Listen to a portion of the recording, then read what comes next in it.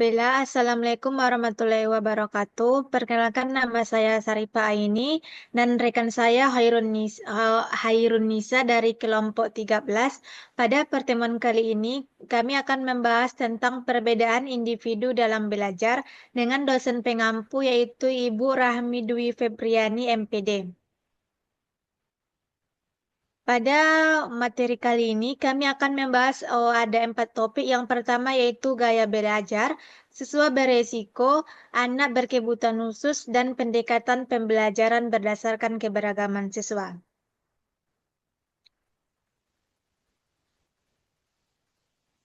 Bella, materi pertama tentang gaya belajar yang saya akan jelaskan sendiri yaitu gaya belajar menurut Nasution 2011 yaitu menjelaskan bahwa gaya belajar adalah mengajar itu harus memperhatikan gaya belajar atau learning style, yaitu siswa, yaitu cara ia berekreasi dan menggunakan perangsang-perangsang yang diterimanya dalam proses belajar.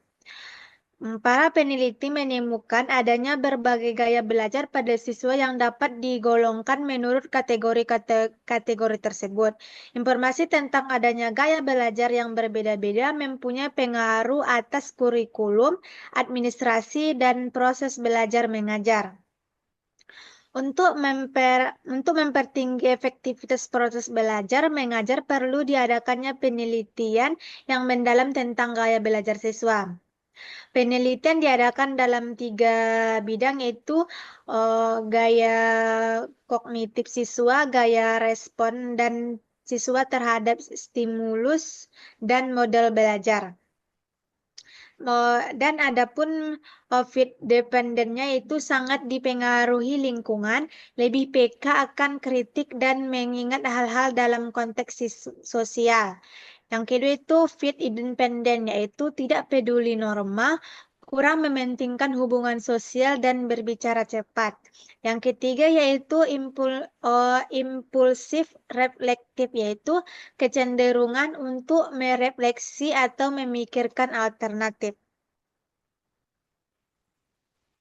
Materi selanjutnya yaitu adalah siswa berisiko. Anak berisiko adalah anak-anak yang teridentifikasi memiliki potensi untuk mengalami kegagalan dalam menyelesaikan tugas-tugas sekolah. Ada 3 alasan untuk menyatakan bahwa anak memiliki potensi untuk gagal di sekolah atau berkesulitan belajar. Yang pertama yaitu hasil pemeriksaan medis, yaitu melalui pemeriksaan medis pada masa bayi dan masa kanak-kanak dapat diprediksikan bahwa adanya kemungkinan kelak menjadi anak berkesulitan belajar. Meskipun prediksi ilmiah tidak selamanya tepat, tetapi dapat digunakan untuk usaha intensif dalam mencegah terjadinya penyimpangan pada anak di masa datang. Yang kedua itu tentang resiko biologis, yaitu resiko biologis menunjuk pada suatu kemungkinan yang didasarkan atas riwayat medis dan kesehatan yang dapat menimbulkan kesulitan belajar di sekolah. Contoh resiko biologis adalah prematuritas dan orang tua yang berkesulitan belajar. Meskipun tidak pasti, tetapi banyak kasus di sekolah bahwa anak berkesulitan belajar adalah anak-anak yang memiliki latar belakang prematuritas, sehingga dapat diwaspadai akan pertumbuhan dan perkembangannya. Yang ketiga yaitu resiko lingkungan, yaitu terkait dengan adanya kekurangan stimulasi lingkungan sosial yang menyebabkan pertumbuhan dan perkembangan anak tidak optimal. Stimulasi tersebut mencakup fisik, emosi, kognitif, dan intuisi. Dari penyebab lingkungan tersebut dapat diketahui, diprediksikan, dan diintervensi penyebab anak dalam berkesulitan belajar. Materi selanjutnya yaitu anak berkebutuhan khusus yang akan dijelaskan oleh Hairunisa. Kepada Hairunisa dipersilahkan. Baik, selanjutnya adalah anak berkebutuhan khusus. Anak berkebutuhan khusus adalah anak yang memerlukan penanganan khusus karena adanya gangguan, perkembangan, dan kelainan yang dialami anak. Adapun jenis-jenis anak berkebutuhan khusus yang pertama ada tunanetra, yaitu anak yang mengalami gangguan penglihatan. Yang kedua ada tunarungu, anak yang mengalami gangguan pendengaran. Yang ketiga ada tunagrahita, yaitu anak yang mengalami gangguan intelektual. Yang keempat ada tunadaksa, anak yang mengalami gangguan fisik. Lalu yang kelima ada tunalaras, yaitu anak yang mengalami gangguan emosional dan perilaku. Adapun faktor-faktor penyebab anak berkebutuhan khusus ini yang pertama ada faktor genetik atau hereditas. Faktor ini disebabkan oleh kelainan pada gen atau kromosom yang diturunkan dari orang tua kepada anak. Contohnya Down syndrome yang disebabkan oleh kelainan kromosom 21, Fragile X syndrome oleh mutasi gen FMR1. Lalu yang kedua ada faktor prenatal atau masa kehamilan, yang mana infeksi seperti rubella dapat menyebabkan kerusakan pada janin sehingga menimbulkan disabilitas seperti gangguan pendengaran, penglihatan, dan keterbelakangan mental. Yang ketiga yaitu faktor perinatal atau masa kelahiran, yang mana pada masa ini bisa jadi kekurangan oksigen saat persalinan dapat menyebabkan kerusakan otak dan disabilitas intelektual. Lalu yang keempat ada faktor pasca natal yaitu setelah kelahiran, seperti infeksi otak, meningitis, dan ensefalitis dapat menyebabkan kerusakan otak dan disabilitas intelektual. Lalu yang berikutnya ada faktor lingkungan dan psikologis, yang mana kurangnya stimulasi dan pengasuhan yang tepat dapat menghambat perkembangan kognitif, menyebabkan gangguan perkembangan dan masalah perilaku. Next, Kak. Lalu yang berikutnya kita akan membahas mengenai pendekatan pembelajaran berdasarkan keragaman peserta didik. Keberagaman adalah untuk melayani kebutuhan belajar peserta didik tertentu atau kelompok kecil peserta didik dari pola pembelajaran yang lebih khusus untuk seluruh kelas agar peserta didik menyukainya. Adapun beberapa prinsip mendasar yang mendukung keberagaman yaitu yang pertama, kelas dengan kondisi peserta didik yang beragam, yang mana guru dan peserta didik memahami materi, cara mengelompokkan peserta didik, cara mengakses pembelajaran, dan elemen kelas lainnya merupakan alat yang bisa digunakan dalam berbagai cara untuk menunjukkan keberhasilan. Yang berikutnya ada keberagaman datang dari hasil penilaian yang efektif dan terus-menerus dari kebutuhan belajar peserta didik. Dalam kelas yang bervariasi, perbedaan peserta didik diharapkan dihargai dan didokumentasikan sebagai dasar untuk merencanakan pembelajaran. Prinsip ini mengingatkan kita akan hubungan dekat antara penilaian dan tugas.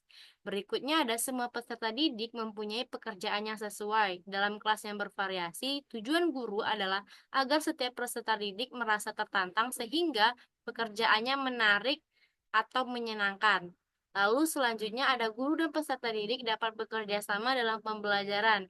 Guru mengakses kebutuhan belajar, memfasilitasi pembelajaran, dan merencanakan kurikulum yang efektif.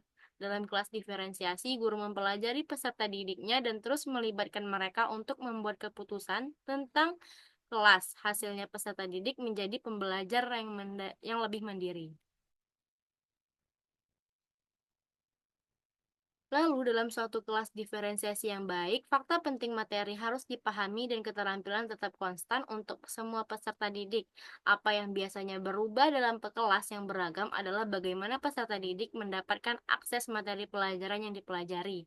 Adapun beberapa cara guru agar bisa mendiferensiasi akses terhadap isi termasuk dalam hal, yang pertama ada menggunakan objek dengan beberapa peserta didik untuk membantu temannya memahami konsep matematika atau ilmu pengetahuan alam, lalu menggunakan teks lebih dari satu sebagai bahan bacaan, lalu menggunakan variasi pengaturan mitra pembaca untuk mendukung dan memberikan tantangan kepada peserta didik yang bekerja dengan materi teks. Kemudian mengulang kembali pembelajaran untuk peserta didik yang membutuhkan dengan cara lain, menggunakan teks tab dan menggunakan teks, tape recorder, poster, dan video sebagai cara untuk menyampaikan konsep utama kepada berbagai peserta didik. Lalu ada aktivitas yang mana suatu kegiatan yang efektif meliputi kemampuan menggunakan keterampilan untuk memahami ide utama dan mempunyai tujuan pembelajaran. Terakhir ada hasil produk, yang mana guru dapat membedakan hasil belajar yang dicapai oleh peserta didik. Baik, sekian penyampaian materi dari saya kembalikan kepada moderator. Bella, terima kasih kepada Hairunisa. Selanjutnya itu kesimpulan. Dari materi yang kami jelaskan tadi dapat saya simpulkan yaitu manusia atau individu adalah makhluk yang dapat dipandang dari berbagai sudut pandang. Individu adalah kata benda dari individual yang berarti orang, perseorangan, dan oknum. Perbedaan individual secara umum adalah hal-hal yang berkaitan dengan psikologi pribadi yang menjelaskan perbedaan psikologi antara orang-orang serta berbagai persamaannya. Sumber perbedaan individu disebabkan faktor bawaan dan faktor lingkungan. Terdapat beberapa macam bidang perbedaan individu yaitu perbedaan kognitif, perbedaan kecakapan berbahasa, perbedaan kecakapan motorik, dan perbedaan latar belakang. Perbedaan bakat, perbedaan kesiapan belajar, perbedaan jenis kelamin, perbedaan kepribadian, dan perbedaan gaya belajar. Perbedaan individu dapat diaplikasikan dalam beberapa cara, yaitu menggunakan pelayanan pendidikan sesuai dengan potensi kecerdasan dan bakat istimewa yang dimiliki oleh siswa, menggunakan pendekatan pembelajaran eklektik dan fleksibel, menggunakan kombinasi cooperative learning, dan menggunakan alat-alat multisensori untuk mempraktekkan dan memperoleh informasi. Bella, mungkin sekian materi yang dapat disampaikan oleh kelompok 13. Saya perwakilan dari kelompok 13 meminta maaf apabila ada kesalahan dalam penyampaian materi dari kami. Eh, Mungkin begitu saja dari tampilan PPT kami. Kami mohon maaf. Assalamualaikum warahmatullahi wabarakatuh.